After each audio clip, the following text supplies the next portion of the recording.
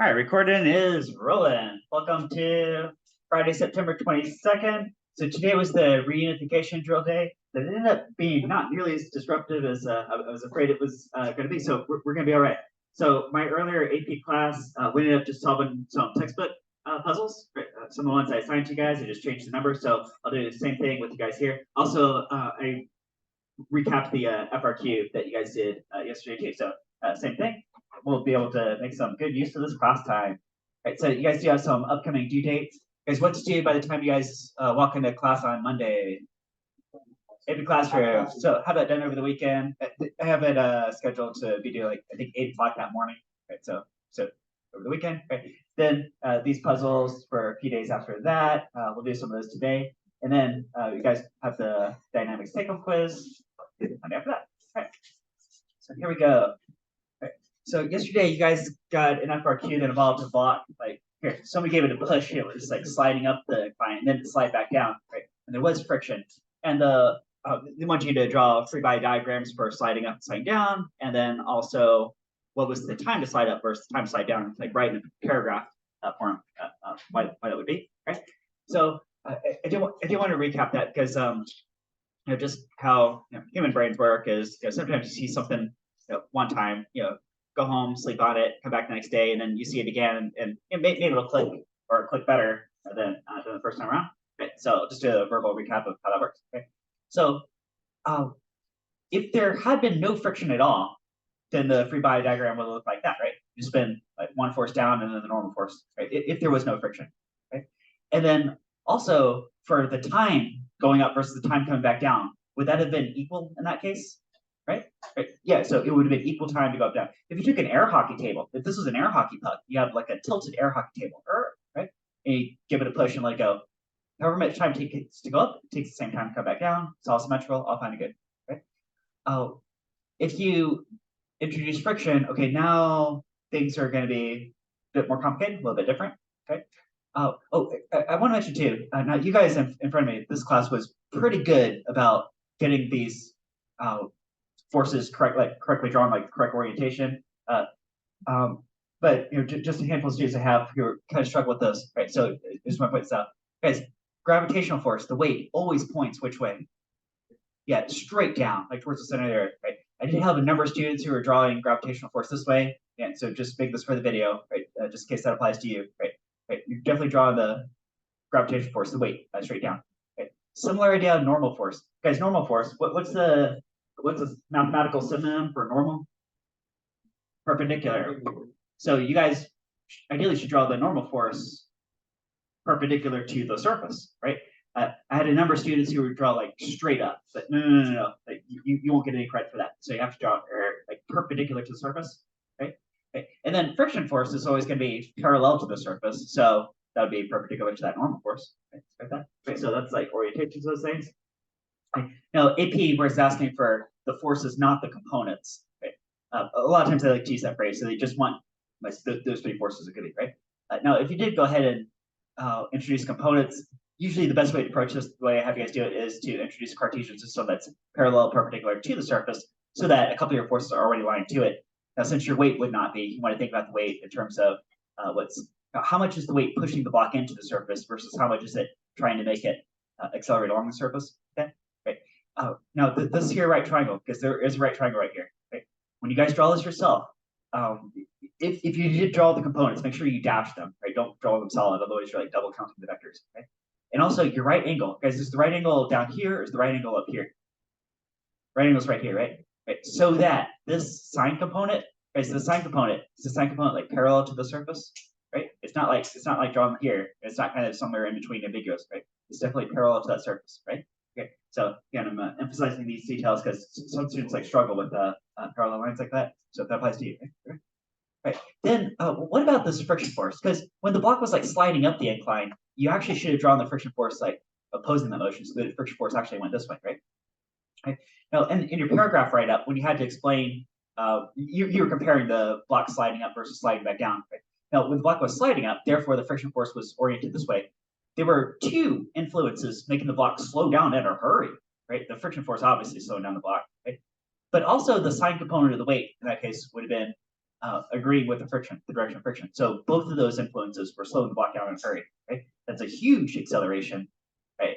Okay, and then right, which causes a huge change of velocity very quickly. Okay, right, something like that. In the paragraph response, they're looking for like net force, therefore as an explanation for acceleration. Then as another middle step, they wanted you to say something about average velocity on the way up versus average velocity on the way down. Right? And then finally, time, right? Okay. So when the block would slide back down, now that free body diagram would look a lot like this one right here on this page. In fact, it might be this one if it was a constant velocity. It would be exactly this, right? Okay. And then now, okay, now you have these competing influences to drive the acceleration block, right? Right? Now, so you'd be subtracting these two, right? The sine component of the weight versus the friction force, right? Right? So you get a tiny net force, or in this case, maybe even zero net force. This diagram showing zero net force, right? Right, so that would be zero acceleration through Newton's second law of motion, right? Let me break out, where's Newton's second law of motion? Right here, right? You got zero net force, you got zero acceleration, right? And then you say it comes down a lot slower, right? That's in terms of velocity. Right? So here, the checklist. Here you go. Here's AP's checklist. When they wanted you to write that paragraph, whenever AP wants you to like write out a paragraph in sentences, it's probably a good idea in the back of your mind to use equations or expressions or variables as a checklist, because you know that the grader on the other end is grading off a checklist that probably has like a list of variables or equations. So their checklist went like this, right? Talk about the net force on the way up versus the way down. Then talk about how that results in acceleration, Newton's second law of motion. Okay. Then there was also this middle step that honestly I probably would have missed myself, something to do with the average velocity up versus average velocity down. Okay. Therefore, the time up versus the time down. So the block slows down in a hurry on the way up, so very small time to go all the way up. But when it's coming back down, it would take forever to come back down. So the time down is a lot more. Okay, something like that. All right, so there you go. So you guys saw it yesterday, but again, see it one more time. Clicks a little bit more. All right, any questions on that incline one right there? Oh, and then the fifth point, of course, was for a logical, consistent paragraph, and you know what you're talking about. You don't mention anything like crazy or extraneous. Okay. All right, let's go solve some of these textbook puzzles then. Textbook puzzles. So we got, oh, whoops, guys here. Okay. So I think the next one I got queued up is number 7. Number 7 in the main pals. I think we did all the warm-ups. Okay. So number 7, a man. Okay, so they told you the mass of a man standing up on a scale in an elevator. Did you guys see a demo video yesterday? Guys standing on a scale in an elevator, right? Pause right there. So that scale reading actually is reporting what force, not technically your weight, but what kind of force? Normal force, exactly, right? Which, if you're in equilibrium, would also represent your weight. But if you're in an accelerating elevator, ooh, that may not be the case. In this case, that's also not the case, because if this guy was in equilibrium, that scale would be pretty close to how many newtons? If he's 75 kilograms, is that about 750 newtons? But this scale reads a lot more than that. Ooh, so what's the acceleration of the elevator? Because the fact that the scale reading, the normal force, is greater than gravitational pull on him, greater than his weight, tells you something about the direction of acceleration. Okay. Because which way is that elevator accelerating, up or down? Up. Yeah, upward. Okay. Let's do a free body diagram for that. Here, zoom out, you guys can see this. There you go. Okay. So start with the free body diagram. Got an elevator, got this guy standing on a scale, right? So like always, if you guys can stay a step or two ahead of me, that's a really good indication that you know how to solve this yourself independently. Right? So this guy's got a weight and a normal force, and I drew the normal force is greater than the weight. Okay, so something like that. Maybe it's a little bit exaggerated, but okay. Right. So what is the acceleration of the elevator? Now, acceleration has 2 parts to it, magnitude and direction. You guys just told me the direction. It's accelerating up. But hold on right there, because another detail. If it's accelerating up, there's 2 different ways to accelerate up, and that would result in this free body diagram, FBD, free body diagram, right? The obvious ways you could be moving up faster, faster, faster. But what's the other way that you could also accelerate upward? Exactly. You move down slow to a stop. That would also result in the exact same free body diagram, wouldn't it? Right? If you just had this free body diagram, you don't know which of those situations it is. Could be either one. Right?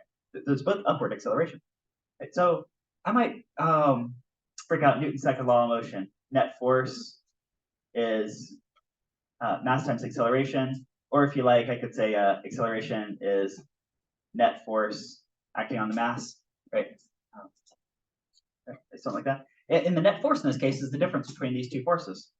So we're going the normal force up minus his weight down, right? Divided by its mass will get result in the acceleration, something like that. That'd be true. Okay. And they told you values for each one of these. So I guess we can just plug stuff in.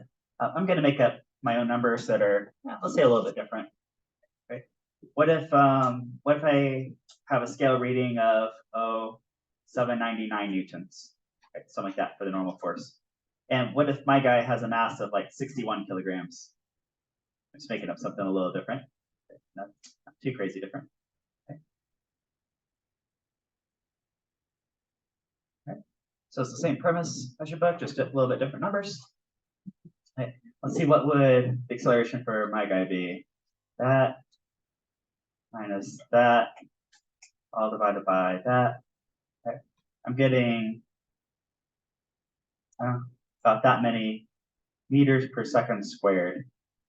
Oh, I should say upward, right? Because that's the other part of acceleration. It's a vector quantity, so I need to specify the direction, right? Or something like that. Right. You know what? I did give you guys a here.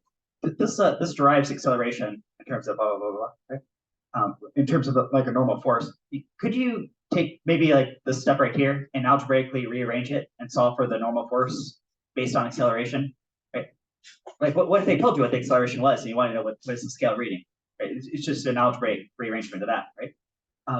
I think yesterday I derived that for you guys, and here's like the outcome. So the proof isn't actually on this paper, but the outcome is, right? Hey, that could be like this right here, right? Right? Let's run those numbers since we know what the acceleration is because we just solved it. Right? Let's run this backwards and see if it results in what would be the normal force rating. On this paper, it's showing like the tension in the cable holding the elevator, but it's the same principle, right? Let's see if we get that. So my guy had a mass of 61 kilograms multiplied by G is 10 meters per second squared plus A. Okay, I got 3.1 meters per second. Whoops. Plus 3.1 meters per second squared, like that. Okay. Should give me the normal force rating, which I know what that was. That came up to, I just made up like 799 newtons. Okay, so it's better to be 799, something pretty close to it. Hey, it is 799 newtons. Okay. That 3.1 is rounded a little bit. Okay. All right, there you go. Okay. So if you guys get an FRQ that involves elevator physics, be able to drive from scratch, be able to have like this set up somewhere and do some algebra and drive this from scratch. Okay? If you guys get a multiple choice question that involves elevator physics, it might not be a bad idea to just have this expression in your back pocket and just pull it out and just solve it real fast. Right? Could save you some steps. Right? Okay. Next question. Number 10. So many grams bullet leaves the muzzle of a rifle with a speed of so many meters per second.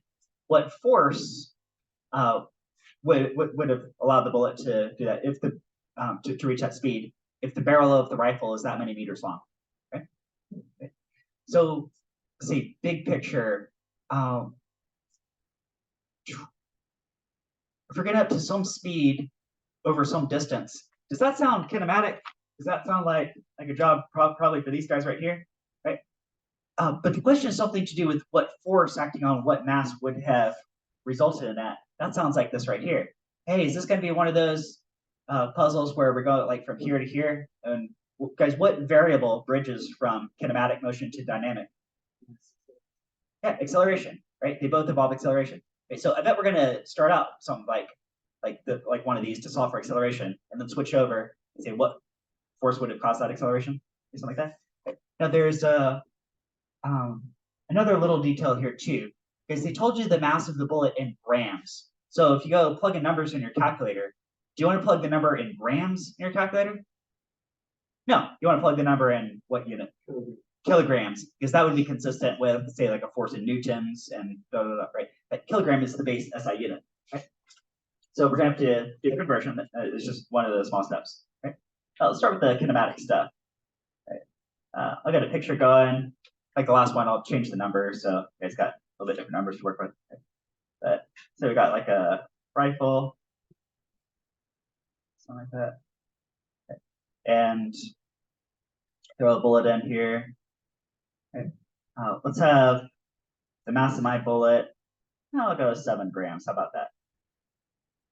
7 grams bullet.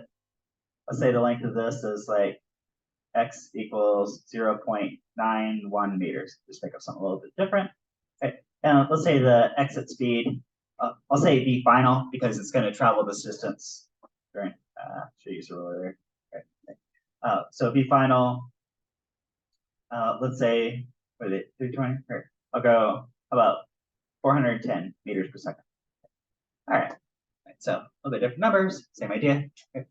I might like to start out with a tax VB checklist. Right? Maybe like this framework, maybe not, but I like it because it gives a map, like an overview map of what we have and what we want to find out. Right? Like we know how far the bullet's going while the force is being applied. It's so many meters. Okay. I know how fast it's got to get up to, so many meters per second. Okay. Oh, I know, like in terms of the roadmap of how we're solving this problem, I gotta solve for a force, which means I'd like to get the acceleration from all this kinematic stuff. Okay. Oh, how many kinematic variables do you have to have before you can solve it? 3? Ooh, wait, is there something else you know maybe? Boom! Initial velocity is 0. Yeah. So physics textbooks love to do this where there's maybe some variable that's implied. And if you slow down and think about it, you can figure, okay, well, actually, I do know this one, even though they didn't explicitly print the number on the page. Right? All right. Great. So looking at what variables we have and what we want to know, which one of these 3 amigos is going to lead straight to the answer? The third one. You could, okay, actually, there's different ways you could do it. Right? I'm going to use the third one because we know everything except for this acceleration. So this will get it all in one shot. Right? You could alternatively start with the second kinematic expression to get the amount of time, which would be a tiny fraction of a second. And then take that time and pop it up in here and solve for, actually, wait. No. Scratch that. I did that backwards, right? You know how far, right? So you could, here, you could solve for time this way, and then you go down to the second one, and you could solve for, yeah, that's what you do, 1, 2, right? But I'm just gonna go ahead and use the third expression, right? So final velocity squared equals initial velocity squared plus 2ax, right? We're solving for that. That just goes away anyway. Okay. We're going up to this speed, square that. It starts from rest, right? Acceleration we're solving for, and this happens all over this distance. Just like that. Okay. Oh, I should have had you guys solve in terms of variables. That's usually good practice, right? But if you solve in terms of variables, here, wouldn't you just get, I will split my paper, got just enough room right here. Okay. The acceleration is, what would that be? The speed squared divided by 2x, right? Could you guys come up with that type of expression, right? It would just be that, right? Be able to do that. Be comfortable with, in this class, like solving terms of variables. So you can get like a master expression. Now you can plug in like any rifle values, blah, blah, blah, and get like any. Right? But in this case, plug some numbers in. Let's go 410 meters per second, square that, divide by 2 times the barrel length. Right, I'm getting a huge acceleration. I'm getting like 92,000 some meters per second squared. Woo! That bullet is accelerating like bonkers. But I can believe that, right? Okay, that can make sense, right? Right, so it's getting up to bullet speed from rest over a very short distance, right? Okay, so that's like the first half of this question, right? Now we get to switch over from here to here and solve for the net force, right? The net force, we could just call it the like the blast force, right? Maybe there's a tiny weight on this, there's a tiny normal force that's balancing, but that's not going to contribute to the net force. Right, so let's do it. So net force on the bullet is mass times acceleration of the bullet. Okay. You know what? In terms of variables, could you do something like this? Let's just call the net force the blast force. So we'll just go ahead and substitute that way. Okay. Could you go to the mass of the bullet times, we have a whole fun expression for acceleration, okay, v squared on 2x. V squared on 2x, like that. Okay. So if you had to solve in terms of variables, that would be the answer in terms of variables, right? Something like that. Okay. So we could just plug stuff in. Oh, one more thing is we got to convert grams to kilograms so that we get a force that's actually in newtons. Right? That's it. So the blast force is, okay, well, the mass of my bullet, I said 7 grams. Okay, 7 grams. How many kilograms is that?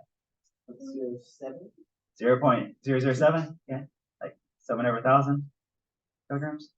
Okay, something like that. Okay. And then, yeah, we took care of the acceleration before, and we got a number. So 92,000 some. 60 meters per second squared. You could plug in the numbers from scratch, but you get that number anyway. Right? All right, let's put this all together. What's the blast force? 7 on 1,000. 92, 360. Okay. Looking at this many newtons of force. Okay. They did also mention the detail, assume that the force is constant over the length of the rifle, right? But that's a default assumption in this class anyway. That's a constant force for a constant acceleration. Sometimes they'll say uniform acceleration. It's a term they'll use for that. Something like that. All right, so you guys good there? Mm-hmm. Right, any question? Right. All right. Yeah, so 1,000, right? Okay. So yeah, so 1 kilogram, 1,000 grams. There you go. Yeah, so kilos, 1,000. Okay, kind of like 1 kilometer would be 1,000 meters. 70, right? All right. Okay, number 15. 15. What are we doing here? We got 4. Yeah. After falling from rest from a height of so many meters, a ball with this mass rebounds, boing, upward, reaching a height. Okay, it's a little bit shorter height. I guess it makes sense, right? If the contact time between the ball and the ground is, ooh, look at that, 2 milliseconds. Ooh, which makes sense because it's boing rebounding. It's probably a very small time interval. That's right. What is the average force exerted on the ball? Right. I gave you guys a quiz question. One of your take-home quiz questions is really similar to this. I did make the change, instead of it bouncing off the ground, I have it bouncing off the wall, right? Because if you have it bouncing off the wall, you only have to consider the horizontal force. When it's bouncing off the ground, there's actually a little bit different ways you can actually interpret this question. Are we talking about the average net force? Or are we talking about the normal force? Those are slightly different things. Okay. But anyway, let's go ahead and solve this. And then when you guys solve your take-home quiz question, it's slightly different, but same type of idea, right? So let's get going here. 15. So let's get a picture. Got a ball. It's gonna boing, something like that. That says, basically straight down, straight up. Okay. They gave us some height values. Just for the notes, I'll make up my own height values. And then I'll make a little bit different mass of the ball too. Another example to look at. So let's say the drop height, here, let's go capital H for the drop height. How about that? Okay. Is, how about 8 meters? And let's say the rebound height is like 5 meters. Right? And we've got a bouncy ball, go up a few floors, right? drop it 8 meters, and boing, rebounds to 5 meters. Okay? And I got to give you guys a mass of a ball. Do you guys think if you had like a tennis ball versus a baseball, right? Guys, and they go through the exact same kinematic motion, but just for instance, really simplified. Baseball next to a tennis ball, boing, right? They rebound, blah blah. Right? Which force do you think was larger on from the ground? The force on the really heavy baseball, or force on the really light tennis ball? Well, that really heavy baseball, right? I bet it's going to be proportional to its mass. Let's do a baseball. A baseball is about 0.45 kilograms, something like that. All right, so check this out. Now, again, I think this is going to be like a complex problem, because when I say complex, I mean like multiple parts of physics. You need dynamics, but you also need kinematic motion, something to do with like this drop and this rebound height. Right? So I think what we're gonna do is we need to get this crash speed, I'll call this like V crash, and this rebound speed, V rebound, right? Okay. Which is based on the drop height and the rebound height. Okay. Now that difference in velocity is caused by a force, but over some time interval, that's a connection to acceleration, isn't it? You guys remember the original definition of acceleration was the rate change of velocity, right? I definitely see a change of velocity over a tiny, tiny time interval. Oh, I forgot to write the time interval, right? I'm gonna write delta t. How about that? Is that okay? Delta t for a time interval, right? Like it. Right? Let's call it. How about 3 milliseconds? 3 milliseconds. It's gonna be mine. Right? Right. And you guys know you probably want to convert that right away to seconds so that everything can be base SI units. How many seconds would that be? 3/1000 seconds?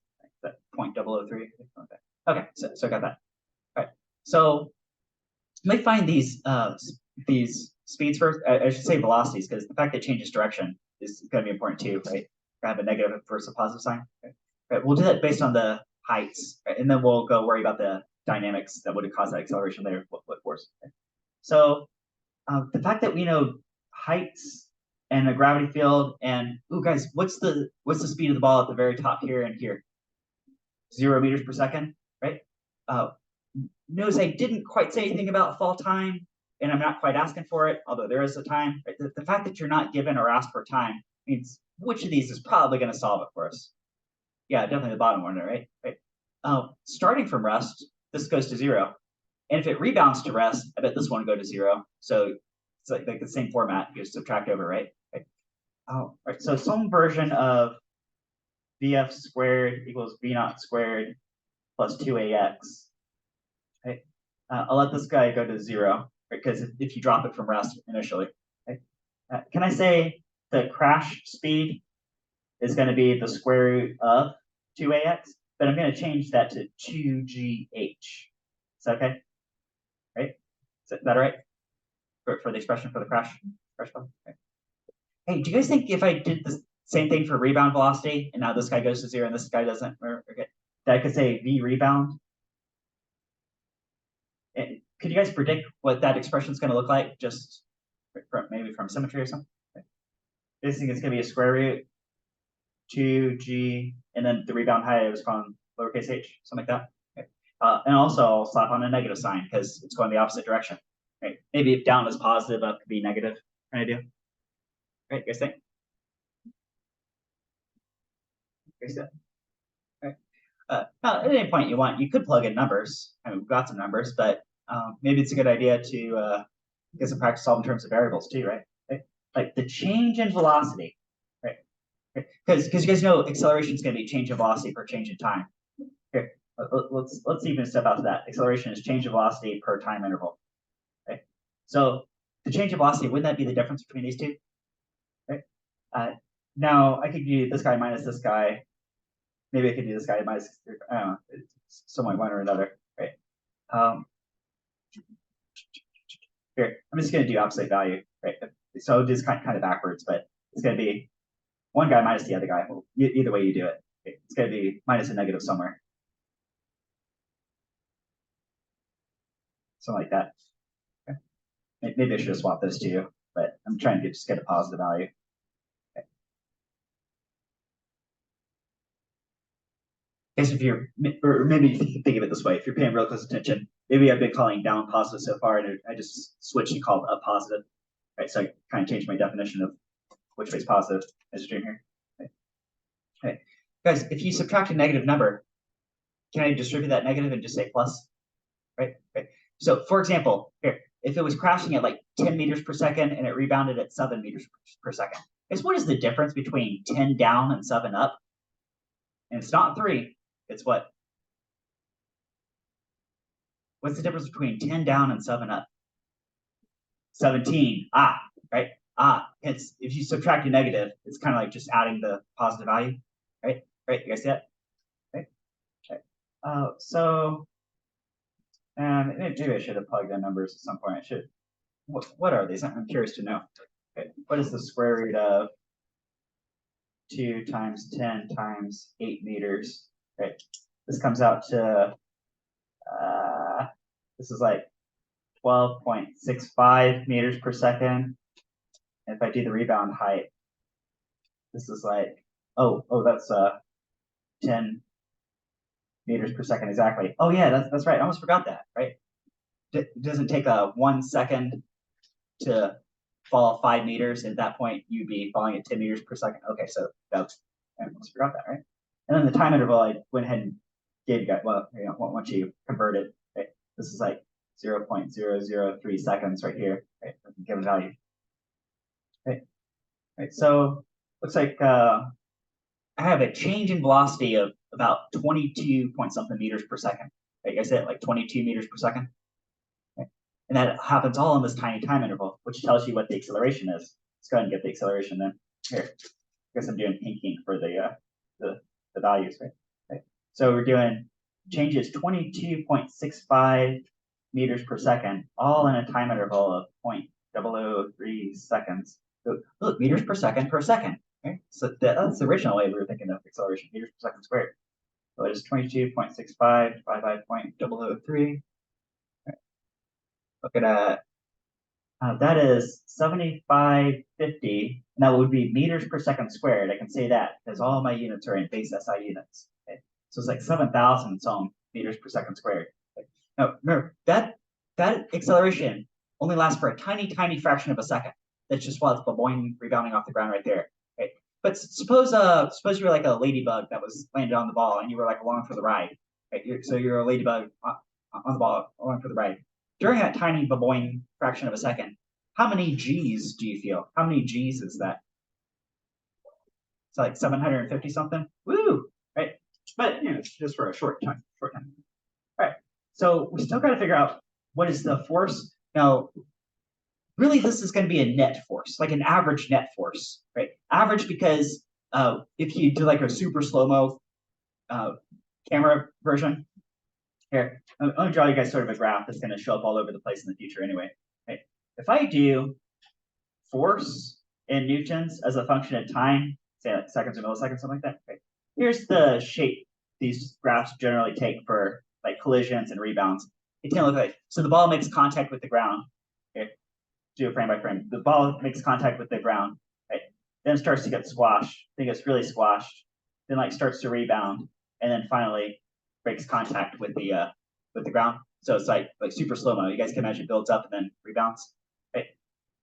But all we're really interested in, it's not really this maximum force. We're interested in like this average force, right? Which is, right? Kind of like if this was an iceberg and it melted down to an point, right? It would like level off there, right? Like half the maximum force would be average force, right?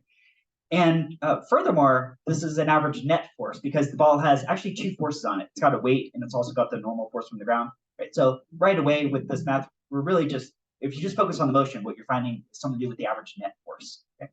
So Newton's second law of motion, average net force equals mass times acceleration of the ball. Right? So like that, average net force. Right? So that average net force is the mass of the ball was so many kilograms, and the acceleration we found to be so many meters per second squared. Right? Put those together. Let's see what we got.